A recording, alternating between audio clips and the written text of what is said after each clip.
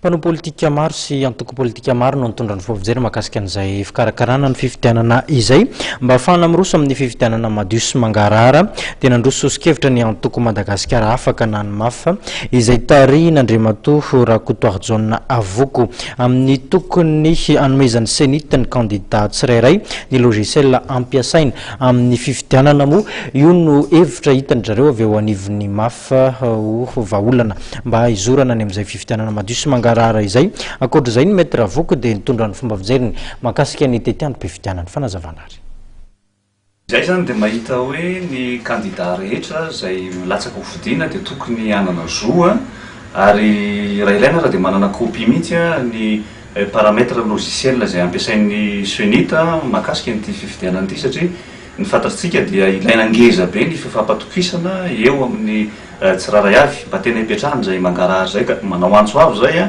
mba hitovy ny fitakin'ny candidat rehetra manao antso avo ho an'ny senita zany anana zo ametraka technicienne na anana izay copie ny paramètre ny logiciel izay ampiasain'ny senita zay zany mba tena hoe hipetrahana izay mangarahara izay tanteraka tokoa amin'ny vaovao rehetra isa-tsegondra izay miseho ao anatiny zany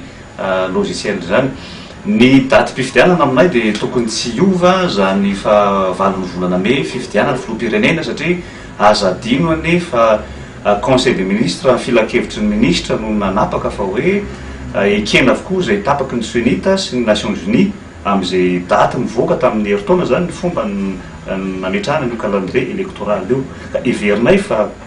tsy kilalao-njazany raharam-pirenena ka hoe isy filambotsiary isaky ny misy zavatra mitranga fa rehefa tapaka dia tokony ho tapaka satria maika ny fanavotana ny firenena ary io indrindra no anisany naporisika anay zany nametraka ny site web ny antoko Madagasikara afaka